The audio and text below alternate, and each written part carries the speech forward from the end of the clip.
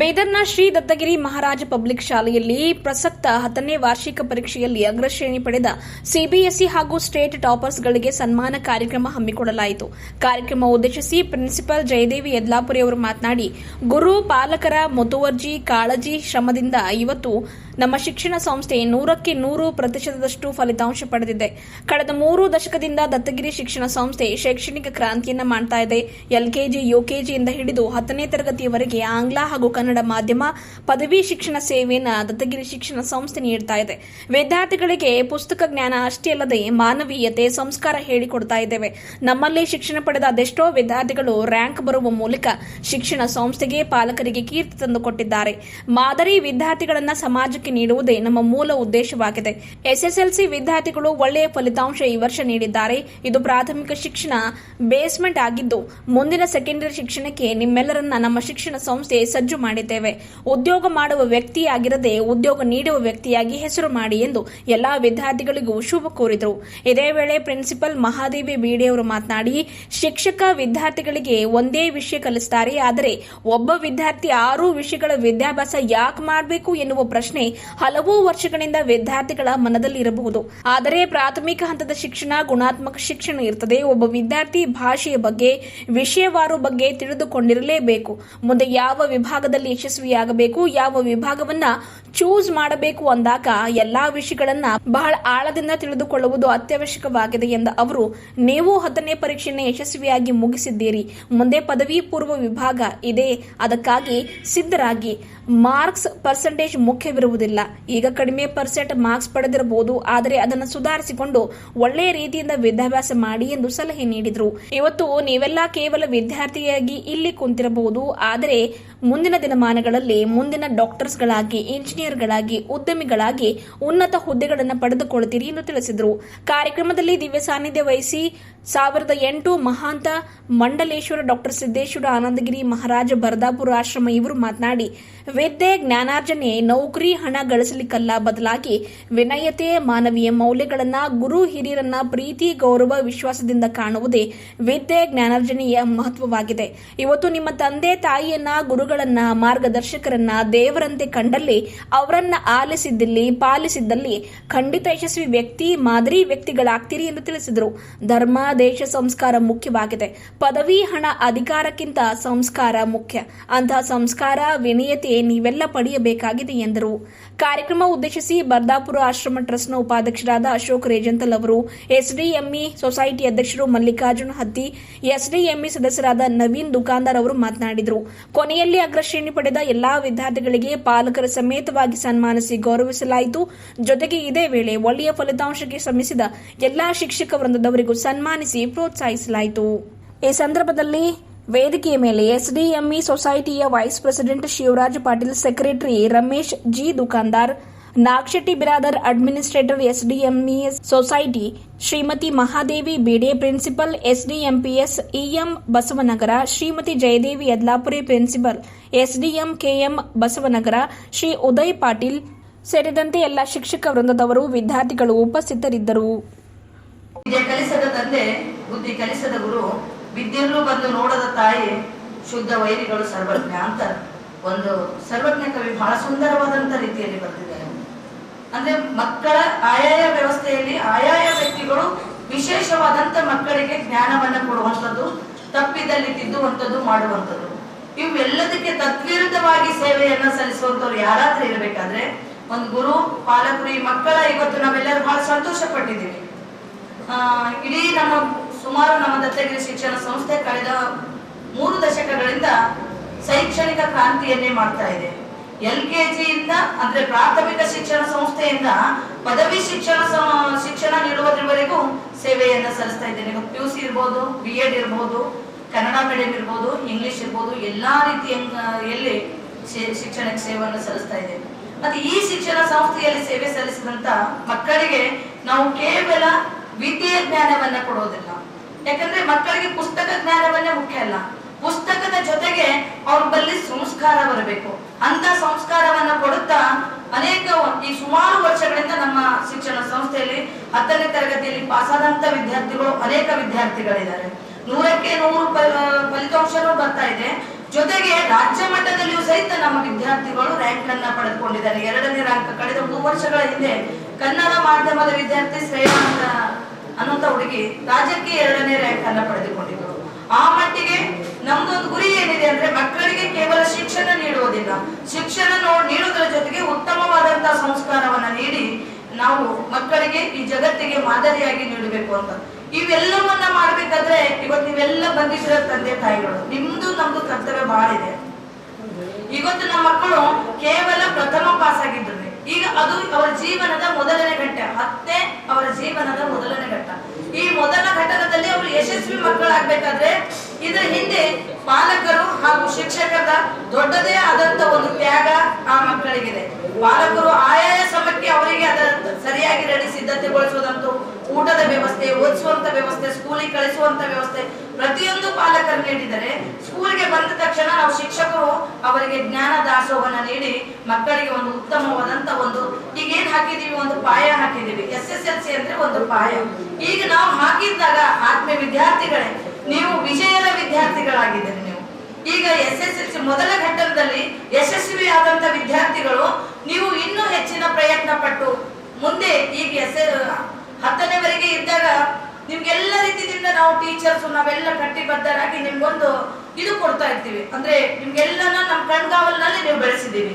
ನಿಮ್ಮ ಕಾಲೇಜಿನಲ್ಲಿ ನಿಮ್ಮನ್ನ ಯಾರು ನೋಡುವವರು ಇರೋದಿಲ್ಲ, ಅವ್ರು ಕೇವಲ ತರಗತಿಯಲ್ಲಿ ಕೂಡಿಸಿ ಪಾಠ ಮಾಡ್ತಾರಷ್ಟೇ. ಆದ್ರೆ ಈ ವ್ಯವಸ್ಥೆಯನ್ನ ಅಲ್ಲಿ ಸಿಗೋದು ಸ್ವಲ್ಪ ಕಡಿಮೆ. ಅದಕ್ಕಾಗಿ ನೀವೆಲ್ಲರೂ ನಿಮ್ಮ ವ್ಯಕ್ತಿತ್ವದ ವಿಕಾಸನಕ್ಕೆ ನೀವೇ ದಾರಿಗಳಾಗಬೇಕು, ನೀವೇ ಜವಾಬ್ದಾರರಾಗಬೇಕು, ಜವಾಬ್ದಾರಾಗಿ ಸೇವೆ ಸಲ್ಲಿಸಬೇಕು ಅಂತಂದು ಜೊತೆಗೆ ಉನ್ನತ ಮಟ್ಟದ ಒಂದು ವಿದ್ಯೆಯನ್ನ ನೀವು ಅಲಂಕರಿಸಿ ನಿಮ್ಮ ತಂದೆ ತಾಯಿಗಳಿಗೂ ಜೊತೆಗೆ ಈ ಶಾಲೆಗೂ ಕೀರ್ತಿ ತರಬೇಕು. ನೀವು ಕೇವಲ ನೀವು ಒಂದು ಉದ್ಯೋಗ ಹಿಡಿಯುವ ವ್ಯಕ್ತಿಗಳಾಗ್ಬೇಡ್ರಿ, ಉದ್ಯೋಗ ನೀಡುವಂತ ವ್ಯಕ್ತಿಗಳಾಗಿ ಈ ಸಮಾಜಕ್ಕೆ ಒಂದು ಒಳ್ಳೆಯ ಕೊಡುಗೆ ಕೊಟ್ರಿ ಅಂದಾಗ ನಮ್ಮ ಜೀವನ ಏನಾಗ್ತದೆ, ಒಂದು ಇದು ನಾವು ಈ ಭೂಮಿಯಲ್ಲಿ ಹುಟ್ಟು ಬಂದ ಮೇಲೆ ನಮ್ಗೊಂದು ಒಳ್ಳೆಯ ಹೆಸರು ಬರ್ತದೆ, ನಮ್ಮ ಹೆಸರು ಅಮರವಾಗಿರ್ತದೆ. ಅದಕ್ಕಾಗಿ ದಯವಿಟ್ಟು ಎಲ್ಲ ವಿದ್ಯಾರ್ಥಿಗಳು SSLCಯಲ್ಲಿ ನೀವು ಯಶಸ್ವಿ ವಿದ್ಯಾರ್ಥಿಗಳಾಗಿದ್ರಿ, ಮುಂದೆ PUCಯಲ್ಲಿಯೂ ಆಗ್ತೀರಿ, ಮತ್ತೆ ಡಿಗ್ರಿಯಲ್ಲೂ ಆಗ್ತೀರಿ, ಉನ್ನತವಾದಂತಹ ಉದ್ಯೋಗವನ್ನು ನೀವು ಪಡಿತೀರಿ. ಯಾಕಂದ್ರೆ ಬಹಳಷ್ಟು ವಿದ್ಯಾರ್ಥಿಗಳು ನಮ್ಮ ಶಿಕ್ಷಣ ಸಂಸ್ಥೆಯಲ್ಲಿ ಓದಿದಂತ ವಿದ್ಯಾರ್ಥಿಗಳು ಡಾಕ್ಟರ್ ಆಗಿದ್ದಾರೆ, ಇಂಜಿನಿಯರ್ ಆಗಿದ್ದಾರೆ, ಅನೇಕ ದೊಡ್ಡ ದೊಡ್ಡ ಉದ್ಯೋಗಗಳಲ್ಲಿ ಹೋಗಿದ್ದಾರೆ. ಅದಕ್ಕೆ ನೀವು ಸಹ ಅಂತ ಉದ್ಯೋಗಗಳಲ್ಲಿ ಹೋಗಿ ಮುಂದೆ ನಮ್ಮಲ್ಲಿ ಬರುವಂತ ವಿದ್ಯಾರ್ಥಿಗಳಿಗೆ ಮಾರ್ಗದರ್ಶಕರಾಗಿರಿ ಅಂತ ಹೇಳಿ ಹರಸುತ್ತಾ ನನ್ನ 2 ಮಾತನ್ನು ಮುಗಿಸ್ತೇನೆ. ಜೈ Hind. You can just get your results in a better way. And every time nowadays you are seeing many reels. When a teacher can teach one subject, why should a child should read 6 subjects? Might be you have seen that reel many times. आप सभी ने देखा होगा reel बन रहे हैं, क्या बन रहे हैं रील में कि हम एक बच्चे 6 सब्जेक्ट कैसे पढ़ेंगे, जब टीचर ही एक सब्जेक्ट पढ़ाता है तो आप हमको 6 सब्जेक्ट क्यों पढ़ो बोलते हैं. आज हम उसका जवाब आपको देंगे. A specialist doctor will study only about, pathologist will study about eyes, dermatologist will study about skin, orthopedician will study about bones. Like this you have 51 specialist doctors in the world. But till the 10th standard you should know what is there in social, what is there in science, what is there in mathematics, and what is the importance of language in this 21st century. My dear children and my dear parents, I wanted to tell you one thing, that language always makes us to uphold and retain the culture and the tradition of India. Culture always be with the language. Without the language we are nothing. Indians are always at the top because they give importance to the languages. Because of this, recently NEP and NCF curriculum, they have given importance to R1, R2, R3. And in these you might wonder to know that 38 languages have been listed. Among it, we have to choose 2 Indian languages. It is compulsory for everyone. And you know, English is a need of her. English is considered as a neutral language. When English is going to be taken, you must take either the Kannada or Hindi or Telugu as per your region. What about the science and the maths and the social? Why we are studying social today? Why we are studying social? To know that what is there in the past, what we are doing in the present, in what way we are going to keep the sustainable development in the future. Science is not just a stream. Science is just where you can make innovation, where you can make number of development in the science. To know these things for a period of this foundational stage, middle stage, and the secondary stage is given compulsory. Till now 10th is going to be the end, but for the upcoming children, first year and second year is considered as secondary education. My dear children, you have worked, you have received your, whatever the percentage you got it, that percentage will never stop you. If you got 60%, don't worry. You have many more abilities to get. If you are getting 99%, think that you have put your effort, still 1% is left behind. My dear students, never ever forget the efforts given by your parents. Never ever. Your mother and your father, who is upholding you in each and everything, they are making you to come to this level. So keep it in mind that you have completed your 10th because of the staff, because of your parents, because of the support of the management. Now, after 2 years, you will be identified as an engineer or a doctor or an IAS officer or the IBS officer or a professor or a lawyer or an engineer. For that to study, we have to study, all the children have to study the 6 subjects to choose the best career after the 10th standard. This is very, very important. Please don't focus much on reels. Reels are diverting you. Nowadays, reels are totally diverting you. Don't focus on it. Just don't link it on anyone. I'm telling you, you are the superpower. AI is there. Who has created AI? Human being. Without the human being, AI is the best friend of the human being. My dear kids, I wanted to tell you one thing. Whatever you want to do in your future, do it.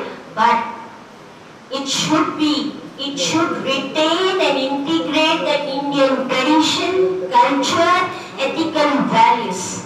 Always it should be with you. Whatever you got it today, I appreciate all the teachers.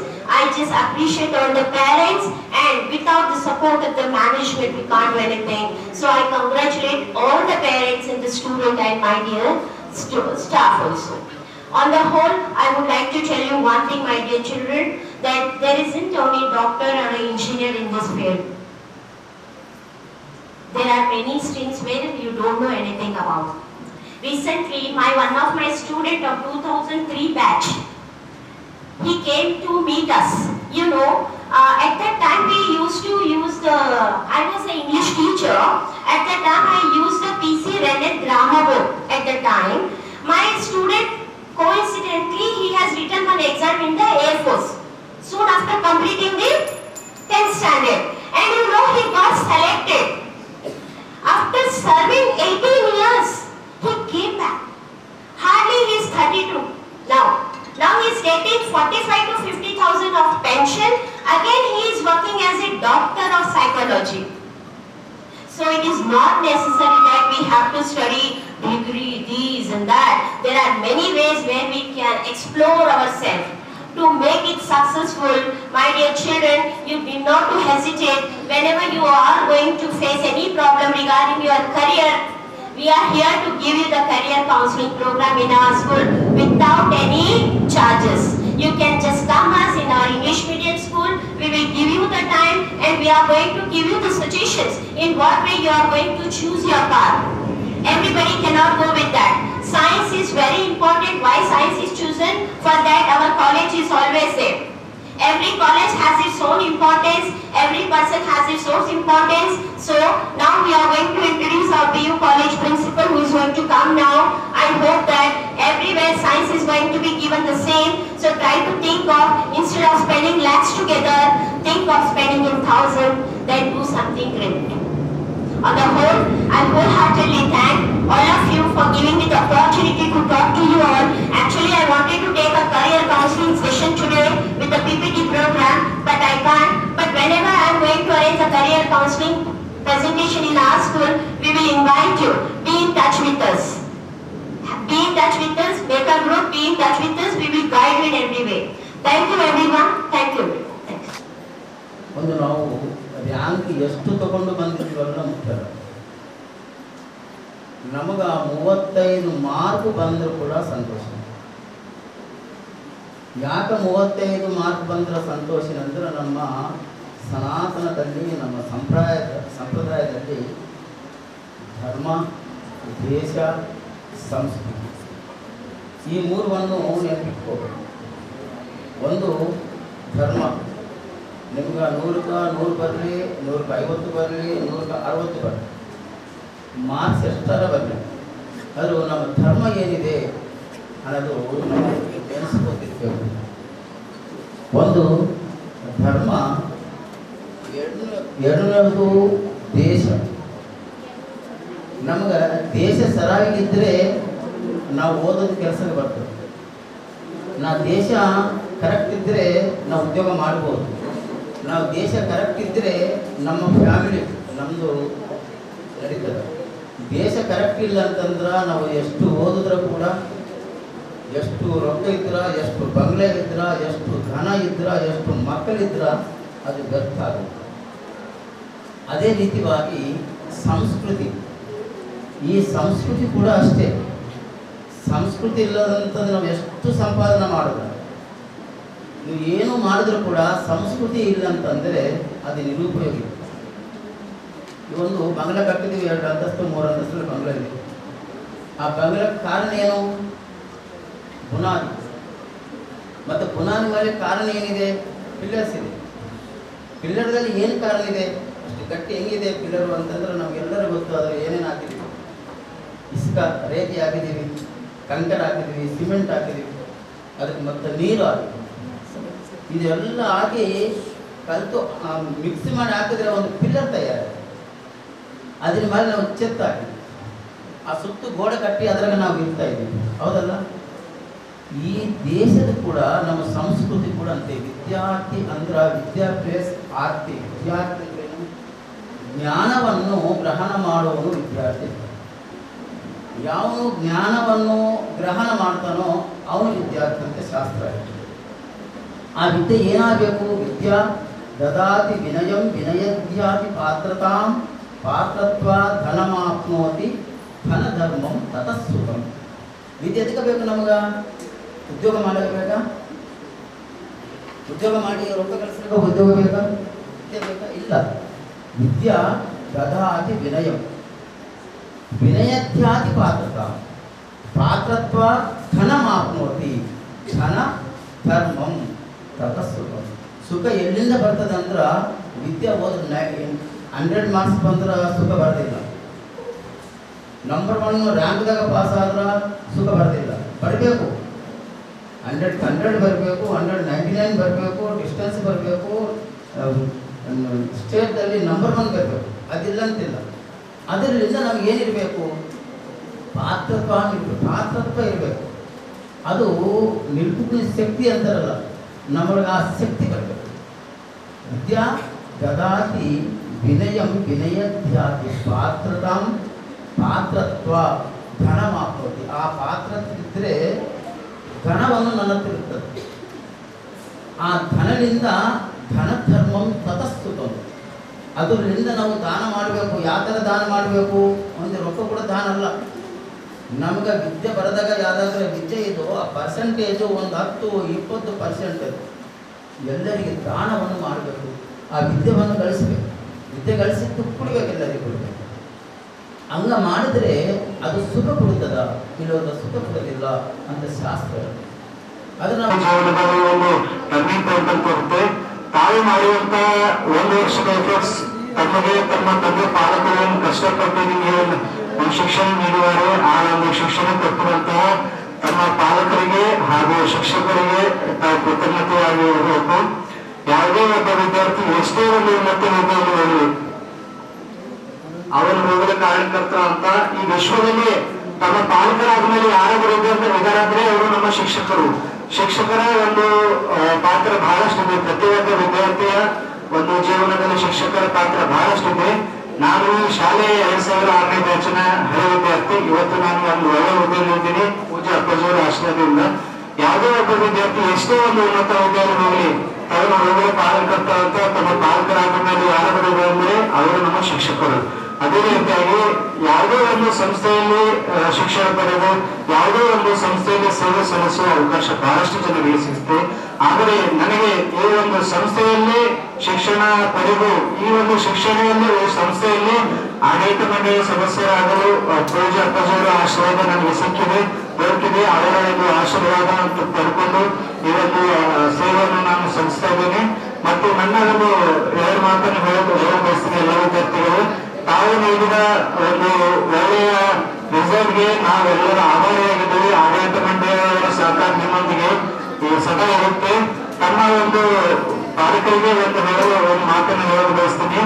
ತಮ್ಮ ಮಕ್ಕಳಿಗಾಗಿ ಸಂಪತ್ತನ್ನು ಮಾಡದೆ ತಮ್ಮ ಮಕ್ಕಳನ್ನೇ ಒಂದು ದೊಡ್ಡ ಸಂಪತ್ತನ್ನು ಮಾಡಿ ಮುಂದೆ ಒಂದು ತಮ್ಮ ಒಳ್ಳೆಯ ಒಂದು ಹುದ್ದೆಗೆ ತಾವು ಹೋಗಿ ಇವಾಗ ಬೆಸ್ಟ್ ವಿದ್ಯಾರ್ಥಿಯಾಗಿ ರಿಸಲ್ಟ್ ಫಲಿತಾಂಶ ಪಡೆದು ತಾವು ಇವಾಗ ಮುಂದಿನ ಒಂದು ಹುದ್ದೆಗೆ ಹೋಗ್ತಾ ಇದ್ದೀರಿ, ಮುಂದಿನ ಒಂದು ಡಿಗ್ರಿ ಲೆವೆಲ್ಗೆ ಹೋಗ್ತಾ ಇದ್ದೀನಿ. I heartily congratulations and all the best to all our beloved teachers who teach all the students. ಎಲ್ಲ ವಿದ್ಯಾರ್ಥಿಗಳಿಗೆ ಮತ್ತೆ congratulate all the staffs those who have made a diamonds today here. These diamonds will shine throughout the world in every nook and corner. I request once again all the staff to create such a diamonds so they can shine around the world. So you are creating the history in the Satyagiri Maharaj Society. Really, see, you are the creators. You are creating doctors, engineers, and so many in the field. So I heads up all the teachers, those who are working for our institutions, and they are the pillar of the society. And I request only the students, wherever you are, you be an Indian, be a true person, and a honest in your respective duties. Wherever you go for, in whichever field you require, or you join. And you do not forget your teachers, those who have made you like such a diamonds. And thank you for giving a chance to speak. And once again, congratulate all the staff, your students, and principals. Thank you. ಸತ್ಯಗಿರಿ Maharaj ಆಶೀರ್ವಾದದಿಂದ ಗೌರವಿಸುತ್ತಾ ಅತಿಥಿಗಳು, ಶಿಕ್ಷಣ ವೃಂದ, ಪೋಷಕರು ಮತ್ತು ನನ್ನ ಪ್ರಿಯ ವಿದ್ಯಾರ್ಥಿಗಳೇ, ಇಂದು ನಮ್ಮ ಶಾಲೆಯ CBSE ಹಾಗೂ SSLC ಕನ್ನಡ ಮತ್ತು ಇಂಗ್ಲಿಷ್ ಮಾಧ್ಯಮದ ಸಾಧಕ ವಿದ್ಯಾರ್ಥಿಗಳನ್ನು ಸನ್ಮಾನಿಸುವ ಈ ಕ್ಷಣದಲ್ಲಿ ನಿಮ್ಮೆಲ್ಲರಿಗೂ ಹೃದಯಪೂರ್ವಕ ಹಾಗೂ ಅಭಿನಂದಿಸುತ್ತೇನೆ. ನನ್ನ ವಿದ್ಯಾರ್ಥಿಗಳು ಈ ಅದ್ಭುತ ಸಾಧನೆ ಹಿಂದೆ ಶ್ರಮಿಸಿದ ಎಲ್ಲ ಶಿಕ್ಷಕರಿಗೆ ನನ್ನ ಮನಪೂರ್ವಕವಾಗಿ ಧನ್ಯವಾದಗಳನ್ನು. ಅವರ ಸಮರ್ಪಣಾ ಮಾರ್ಗದರ್ಶನ ಮತ್ತು ನಿರಂತರ ಪರಿಶ್ರಮ ಯಥಾಶಕ್ತಿ ದೂರವಾಗಿದ್ದ ಪೋಷಕರ ಸಹಕಾರ ಮತ್ತು ಪೋಷಕರ ಈ ಸಾಧನೆಯಲ್ಲಿ ಮಹತ್ವದ ಪಾತ್ರ ವಹಿಸಿದೆ. ವಿಶೇಷವಾಗಿ CBSE ಟಾಪರ್ಗಳು ಮತ್ತು SSLC ಕನ್ನಡ ಮತ್ತು ಇಂಗ್ಲಿಷ್ ಮಾಧ್ಯಮದ ಟಾಪರ್ಗಳು ವಿದ್ಯಾರ್ಥಿಗಳು ನಮ್ಮ ಸಂಸ್ಥೆಯ ಕೀರ್ತಿಯನ್ನು ಮತ್ತಷ್ಟು ಹೆಚ್ಚಿಸಿದ್ದಾರೆ. ಅದರ ಸಾಧನೆ ಇತರ ವಿದ್ಯಾರ್ಥಿಗಳಿಗೆ ಸ್ಫೂರ್ತಿಯಾಗಬೇಕಾಗಿದೆ.